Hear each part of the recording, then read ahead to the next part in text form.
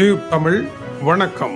America சீனா பேச்சுக்கள் முடிவடைந்திருக்கின்றன. Taiwan விவகாரத்தில் America தவறாக நடக்குமாக இருந்தால் அமெரிக்காவும் சீனாவும் போர் புரிய வேண்டித்தான் வரும். இதில் மாற்று கருத்திற்கு இடம் இல்லை.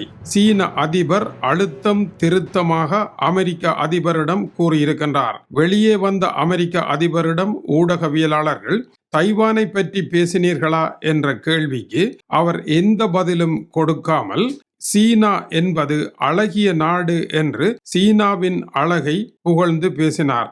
எனவே தைவானை பற்றி இனிமேல் வாய் திறக்கப்படாது என்கின்ற சீன அதிபரனுடைய அழுத்தத்திற்கு அமெரிக்கா அடிபணிந்திருக்கின்றது என்பது இதனுடைய கருத்தாக பார்க்கப்படுகின்றது. இரு நாடுகளுக்கும் இடையே நடைபெற்ற ஒப்பந்தத்தில் சீன அதிபர் ஜி ஜின்பின் தெளிவாக இந்த தடவை பேசியிருக்கின்றார். தைவான் விவகாரத்தில் ஏதாவது தவறாக நடக்குமாக இருந்தால் போரை சந்திப்பதை விட வேறு வழியில்லை என்று அழுத்தம் திருத்தமாக முத்திரை குத்திவிட்டார். இதற்கு காரணம் என்ன? இதற்கு முன்பிருந்த அமெரிக்க அதிபர்கள் ஓரளவிற்கு அரசியல் தெரிந்தவர்கள். எனவே ஜனநாயகம் என்பது முக்கியம். அமெரிக்கா ஐக்கிய நாடுகள் சபையை உருவாக்கிய பொழுது ஏற்படுத்திய பிரகடனத்திலே ஜனநாயகம் என்பது உலகத்தின் எல்லா மக்களையும் சென்றடைய வேண்டும் என்று அடிப்படை வாசகம் இருக்கின்றது. அதை உருவாக்கியது அமெரிக்காவினுடைய முன்னாள் அதிபர் தான். எனவே ஜனநாயக விடயத்தில் நாங்கள் விட்டு கொடுக்க முடியாது என்று அவர்கள் கூறி வந்ததனால் சீனாவால் மேற்கொண்டு அதற்குள் பேச முடியாமல் இருந்தது. ஆனால் டொனால்ட் ட்ரம்பை பொறுத்த வரையில் அவருக்கு ஜனநாயகம் தெரியாது. அவர் ஒரு வியாபாரி. அழுத்தமாக இந்த விவகாரத்தில் பேசுவோமாக இருந்தால் அவருக்கு வேறு பல வர்த்தக நன்மைகளை கொடுப்போமாக இருந்தால் அவர் உடனடியாக இதற்குள் இறங்கி வருவார் என்று தெரிந்த காரணத்தினால் தான் சீனா மற்றைய அமெரிக்க அதிபர்களுக்கு கொடுக்காத அழுத்தத்தை தைவான் விவகாரத்தில் அமெரிக்காவிற்கு கொடுத்திருக்கின்றது. அதற்கு பதிலடியாக சீனா என்ன செய்திருக்கின்றது? அமெரிக்காவினுடைய தொழில்கள் எல்லாம் சீனாவிற்கு வரலாம் என்று கூறியிருக்கின்றது. 17 பகாசுர நிறுவனங்கள் சீனாவிற்கு சென்றிருந்தன. இந்த 17 நிறுவனங்களும் ஆனந்தமடையக்கூடிய வகையில் சீனா அவர்களுக்கு வாய்ப்புகளினுடைய கதவை திறந்து விட்டிருக்கின்றது. எலன் மஸ்க் இவர் பேசிய பின்னர் மிகுந்த மகிழ்ச்சியுடன் வெளியே வந்தார். சீனாவுடன் பேசியது அற்புதம் என்று குறிப்பிட்டிருக்கின்றார். எனவே டெஸ்லா நிறுவனம் தன்னுடைய கார்களை முழுமையாக சீனாவில் ஓடுவதற்கும் வர்த்தகத்தை தடையின்றி செய்வதற்கும் கதவை திறந்து விட்டிருக்கின்றார். நெவிடா இது சிப் நிறுவனம். இவர்களுடைய சிப்களை சீனாவிற்கு ஏற்றுமதி செய்வதற்கு அமெரிக்கா மட்டுப்படுத்தி தடை விதித்தும் இருந்தது. இப்பொழுது இந்த தடை விலகி இருப்பதாக கருதப்படுகின்றது. இவரும் ஆனந்தமாக மிகவும் சிறப்பாக இருந்ததாகவும் இரண்டு தலைவர்களும் அற்புதமாகத்தான் பேசியிருப்பதாகவும் கூறியிருக்கின்றார். டிம்கோக் ஆப்பிள் நிறுவனத்தை சேர்ந்தவர் மகிழ்ச்சியுடன் பேசி முடிந்தபின் வெளியே வந்தார். மிகவும் விரும்பத்தக்க வகையில் அமைந்திருப்பதாக கூறியிருக்கின்றார். எனவே ஆப்பிள் நிறுவனத்தினுடைய கை தொலைபேசிகள் மற்ற உற்பத்திகள் சரளமாக சீனாவில் உற்பத்தியாகி அதனுடைய வர்த்தக சங்கிலி செல்வதற்கு வழி திறந்து விடப்பட்டிருக்கின்றது. இந்த நடவடிக்கைகள் எல்லாம் டொனால்ட் ட்ரம்பிற்கு பொருளாதார ரீதியாக வெற்றியை வழங்கி இருப்பதாக கூறப்படுகின்றது. ஆனால் இந்த வெற்றிக்கு எதை கொடுக்க வேண்டும்? சீன அதிபரை பொறுத்தவரையில் தைவான் என்ற தீவை விட்டு கொடுக்க வேண்டும். அதற்குள் தலையிடக்கூடாது. தைவானுக்கு விற்பதற்காக இணக்கம் காணப்பட்டிருக்கின்ற 11 பில்லியன் டாலர்கள் பெறுமதியான அதிநவீன ஆயுதங்களை தைவானுக்கு விற்க கூடாது என்று சீனா வலியுறுத்தி இருப்பதாக தெரிவிக்கப்படுகின்றது. எனவே அமெரிக்கா இந்த விவகாரத்தில் மெல்லென பின்வாங்கி இருக்கின்றது. தைவான் விடயத்தில் அழுத்தம் தெரிவிக்கப்பட்டிருப்பதாக அமெரிக்கா கூறினாலும் திரை மறைவில் தைவானை பேரம் பேசும் மேசையில் வைத்து மிகப்பெரிய வர்த்தக டீல் ஒன்று நடைபெற்றிருப்பதாக உலக ஊடகங்கள் எழுதுகின்றன.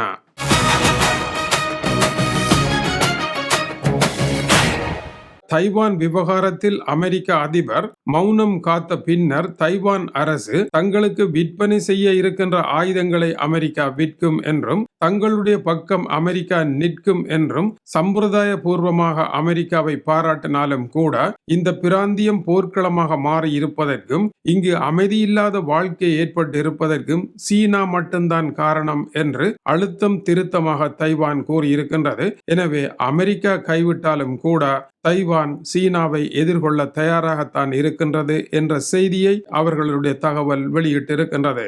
அமெரிக்காவினுடைய பெரிய நிறுவனங்களுக்கு வாய்ப்பை வழங்கிய காரணத்தினால் சீனாவிற்கு விதிக்கப்பட்டிருக்கின்ற 145% வரியை இந்த நிறுவனங்களினுடைய வேண்டுகோளுக்கு அமைவாக டொனால்ட் ட்ரம்ப் குறைப்பார் என்பதும் சீனாவிற்கான வெற்றியாக இருக்கின்றது. ஈரான் பற்றியும் இருவரும் பேசி இருக்கின்றார்கள். சீனாவும் அமெரிக்காவும் இந்த விவகாரத்தில் ஓர் இணக்கப்பாட்டிற்கு வந்திருப்பதாக சற்று முன் தென்கொரியாவிலிருந்து வெளியாகின்ற ஜான்கப் செய்தி ஸ்தாபனம் தகவல் வெளியிட்டிருக்கின்றது.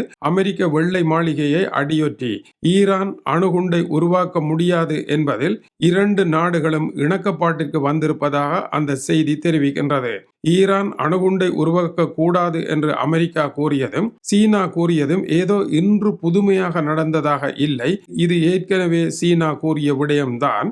இதற்கு முன்னதாக ஈரானுடைய வெளியுறவுத்துறை அமைச்சர் அப்பாஸ் அரக்சி சீனா வந்து தங்களுடைய கோரிக்கையினுடைய அடிநாதம் என்ன என்பதை அனைத்து இரகசியங்களையும் சீனாவிடம் கூறி சீனாவை நம்பி இருக்கின்றோம் என்று கூறி சென்றிருக்கின்றார். இந்த பேச்சுவார்த்தையில் இருக்கின்ற மிக முக்கியமான விடயம் அமெரிக்கா சீனாவை தனக்கு இணையான வல்லரசாக ஏற்றுக்கொண்டு இருக்கின்றது. இதுவரை அமெரிக்காவை விட ஒருபடி கீழே இருந்தது போன்ற தோற்றப்பாட்டில் இருந்த சீனா இப்பொழுது ஒரே அடியாக அமெரிக்காவிற்கு சமமான வல்லரசாக வந்திருக்கின்றது. சீனா இப்படி வருகின்ற பொழுது ஒரு காலத்தில் அமெரிக்காவிற்கு சம வல்லரசாக இருந்த சோவியத்தில் இருந்து இப்பொழுது ரஷ்யாவாக குறுகி நிற்கின்ற ரஷ்யாவினுடைய நிலை என்ன?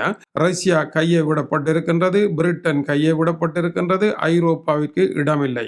எனவே இந்த இடத்தில் ரஷ்ய அதிபர் தன்னுடைய சாத்தான் 2 என்கின்ற ஏவுகணையை உலகம் முழுவதையும் அழிக்கக்கூடிய பலம் இருக்கின்றது என்பதை காட்டுவதற்காக நேற்று முன்தினம் அதை ஏவி பரிசீலித்ததானது சீனா ரஷ்யாவை கைவிட்டு அமெரிக்காவுடன் இணைந்து தன்னுடைய இடத்தை தக்க வைத்திருப்பதுதான். ஆனால் ஈரானுக்கு அணுகுண்டு இல்லை என்றால் மத்திய கிழக்கு விவகாரத்தில் ஈரானை வைத்தும் இவர்கள் பேரம் பேசி இருக்கின்றார்கள்.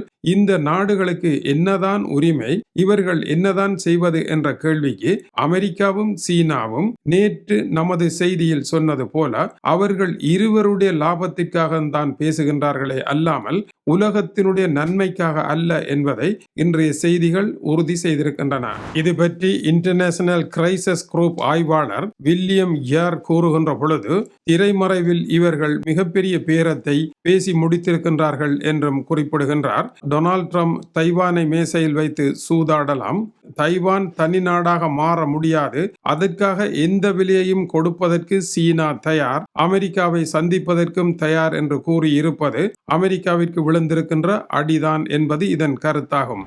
இதனால் தான் ஈரான் பிரச்சனையை பேசி தீர்த்த பின்னர் சீன அதிபரை சந்திக்கலாம் என்று டொனால்ட் ட்ரம்ப் முயற்சி எடுத்தால் சீனா பின்னணியில் இருந்து ஈரானுடனான ஒரு சமாதானத்தை ஏற்படுத்த விடாமல் தடுத்து வந்த காரணத்தினால் டொனால்ட் ட்ரம்ப் நேரடியாக சீனாவிற்கு செல்ல வேண்டிய சூழல் ஏற்பட்டது. அவரை பொறுத்தவரையில் பலவீனமான ஒரு இடத்தில் இருக்கின்றார்.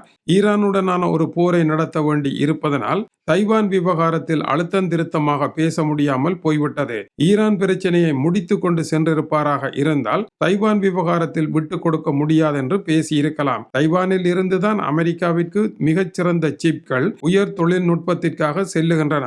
இந்த இடத்தில் தான் டெஸ்லா நிறுவன அதிபர் ஏலன் மஸ்க் தன்னுடைய புதிய சிப் தொழிற்சாலையை அமெரிக்காவில் கலிபோர்னியாவில் அமைக்க ஏற்பாடுகளை செய்திருக்கின்றார். ஆகவே எல்லா நிகழ்வுகளையும் பார்க்கின்ற பொழுது தைவான் கைவிடப்பட்ட நிலையில் தனியாக நிற்பதை காண முடிகின்றது.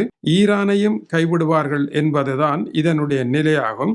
இதனால் தான் சவுதி இளவரசர் தனியான ஓர் இடத்தை எடுத்து தான் இனி மத்திய கிழக்கை கொண்டு நடத்துகின்ற ஓர் இடத்திற்கு வந்திருக்கின்றார். இதை தவிர துருக்கி 6000 கிலோமீட்டர் தூரத்திற்கு பாய்ந்து செல்லுகின்ற ஏவுகணையை நேற்று அறிமுகம் செய்திருக்கின்றது. எல்லா நாடுகளுமே கைவிடப்பட்ட நிலையில் இனி தங்களை அடையாளம் காட்ட வேண்டிய ஆபத்தான நிலைக்குள் தள்ளப்பட்டிருக்கின்றன.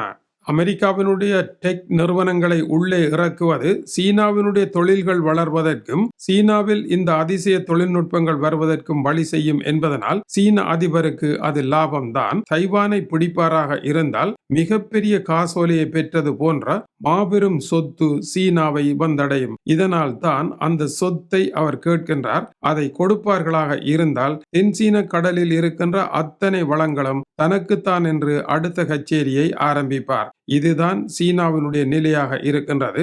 அமெரிக்காவை பொறுத்தவரையில் தைவானை சீனாவிடம் விட்டு கொடுக்கலாம், அதற்கு பதிலாக கிரீன்லாண்டை அதே சம நேரத்தில் கைப்பற்றி தன்னோடு இணைத்தும் கொள்ளலாம். தைவானை சீனா பெறுவது தொகை போடப்படாத காசோலையை பெறுவது போன்றது. கிரீன்லாண்டை அமெரிக்கா பெறுவது தொகை போடப்படாத காசோலையை பெறுவது போன்றது. இந்த இரண்டு காரியங்களும் நடைபெறுமாக இருந்தால் உலகத்தில் மற்ற நாடுகளுக்கு என்ன வேலை என்ற கேள்விக்கு ஐக்கிய நாடுகள் ஸ்தாபனத்தை செல்வாக்கிழந்த ஸ்தாபனமாக கொண்டு வர டொனால்ட் ட்ரம்ப் எடுத்த முயற்சியினுடைய பிரதிபலிப்புகளை இதில் காண முடிகின்றது.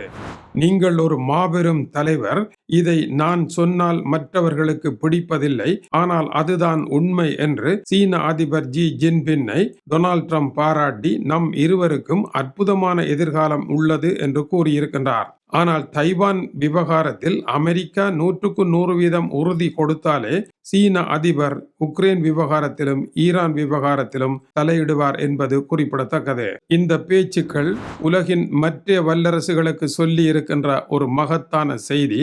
அவர்கள் தங்களை மேம்படுத்துவதற்கும் தங்களுடைய நவீன ஆயுதங்களையும் நவீன போர்க்கலைகளையும் வளர்ப்பதற்கான நடவடிக்கைகளை மேற்கொள்ளாமல் அசமந்த போக்கான தலைவர்களை பதவியில் வைத்து இந்தளவு பெரும் தோல்வியை சந்தித்திருக்கின்றார்கள் என்பதும் சீனாவும் அமெரிக்காவும் தான் இனிமேல் உலகை ஆளுகின்ற இரட்டையர்கள் என்ற இடத்தை நோக்கி இந்த விவகாரம் நகர்ந்திருப்பதை இதுவரை எந்த ஆய்வாளரும் சொல்லவில்லை. ஆனால் அதுதான் நிதர்சனம் என்பதை நாளை அவர்கள் சொல்வார்கள். இது டியூப் தமிழனுடைய உலக செய்திகளுக்காக டென்மார்க்கில் இருந்து கீசே துரை. வணக்கம் உறவுகளே.